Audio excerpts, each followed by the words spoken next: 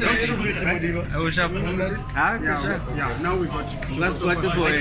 we got a lot of work to do. So this FIFA break allows us to put some work onto the training field. We want to improve. We want to be better. We want to try to get the team to a different level. So we're going to use a lot of the time that we have during the FIFA break to work on a couple of things on the training pitch. But what exactly do you think is really looking towards improving in a team that has already done as well as you've done so far? I don't know how much time you have, but the one most important thing is our players need training time.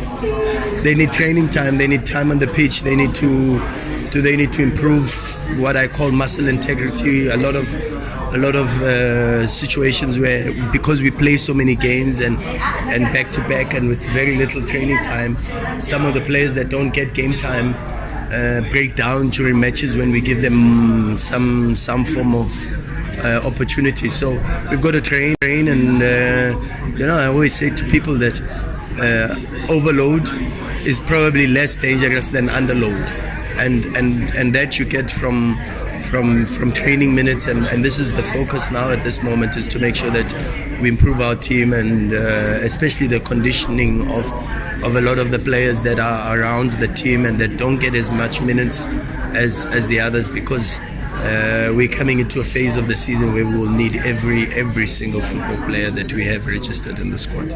Coach, we're going to see a AFL calling knockout overlap schedule. So we're going to see a split squad and perhaps a split technical team, something like that. I hope it doesn't come to that. And my hope is that we are able to always put out the best team on the pitch, and then of course also to make sure that all of us are available to assist and support the players during the 90 minutes. But wouldn't it bring some happiness for everybody getting game time, even if it's split? Yeah, but that's what we did last season. We had a squad of 36, I think, and we played all 35 players without any splits. That's the group, and that's the work that we have to make sure that each and every single player is prepared. We train not for the team, but for the entire group, and all 36 players. We try to make sure that they understand the demands, they understand the style of play, they understand the schemes, and so we have to make sure that we are ready for each and every single game again this season. But in terms of the busy period, coach, how do you plan on navigating that? Because it's not going to be easy. Well, the first is to make sure that the recovery is very good between the games, and that's the most important. And so we've set up a little bit of a task team within our technical team to make sure that we work on that. But also we have to just go game by game, It sounds cliche, but the reality of that is really focus on one game at a time and try to win every single game that you're about to play, and try to make sure that the team and each and every single player is ready for that. But with so much pending, how is that playing out in your head in terms of planning ahead? No, I can't get too far ahead of myself. That's the beauty of being a coach at Mamelodi Sundowns. You can't get too far ahead of yourself. You've got to focus on the next fixture, and because there's so much that goes into it. One fixture, it has got so much work. It's planning the training sessions, one-on-one meetings with the players for every fixture, watching the opposition matches, 4 or 5 games of the opposition, and if I have time, I watch maybe 6-7 with the rest of the technical team and the analysts, which is an incredible amount of work, watching the training sessions. So there's a lot of work that goes into preparing a team for every match, and that's why it's so important that we do take it game by game and not get too far ahead of ourselves. Coach, you've said that you learn more from defeats than wins. What did you take from Saturday's challenge across all fronts and also this new competitions? No, there's a lot of takeouts.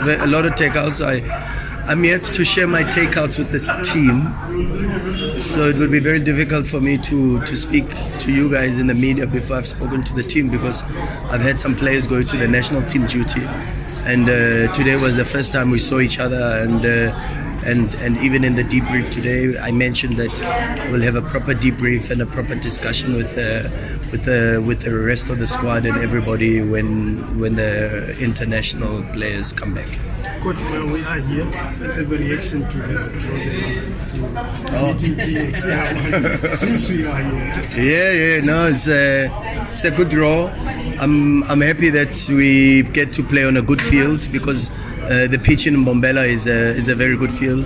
It is against a good team with a very good coach, with some very good players. Should be an interesting game because they play well, they build from the back, they press from the top, and they try to keep as much possession as they can.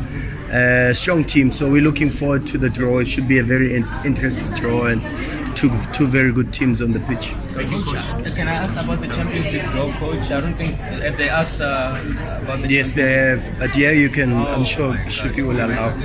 Okay, okay. Maybe, Coach, does it give you a chance to go again? And also, if you can towards the end, are you able to confirm what's the status of the African League? Has there been an update from the office? No, not yet. The African Football League, I have no. I don't have enough information. As I said, we only reported back today, and last week was so hectic because we were focusing on the final. So unfortunately, I don't have a response with regards to that. In relation to the Champions League, yeah, it's a big competition for the club, big competition for our supporters, and we have to make sure that we are ready. Tough draw, some difficult trips to Mauritania. We also have to go to Congo. We have to go to Egypt, but we'll be ready. We've got good experience now, both from a technical perspective with the technical team and the support structure that we get from senior management and the club, but also the players have now got good experience from playing this competition and understanding the dynamics around the competition, and so we're looking forward to what will be a very difficult group stages, but our most immediate objective is to qualify from the group stages. I'm not looking for controversy, I'm looking for clarification. This thing of Mudau being injured for Bafana, playing Maseko injured and playing, just clarity, like, was it saying he's doubtful and then they just say he's injured, and you know what I mean? Mudau is injured. No, like for the first camp, Mudau was declared injured for Bafana. But he wasn't called up. Mudau was injured, and he missed a few games, if you remember, for us. I remember he missed, I can't remember from the top of my head, but he missed Stellies, I remember.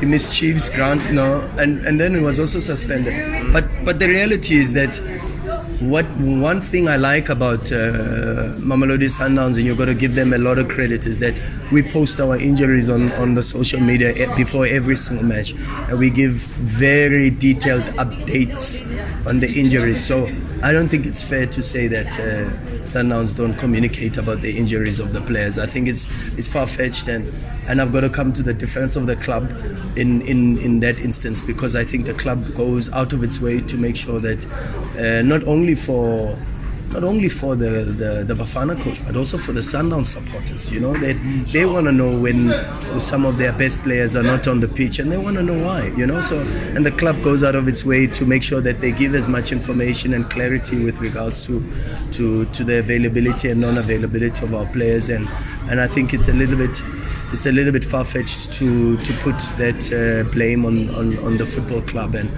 and even though I know I will speak to the Bafana head coach about that statement, but I think it's important that from a public perspective, I come to the defense of the football club in this instance. Thank you. Thank you so much.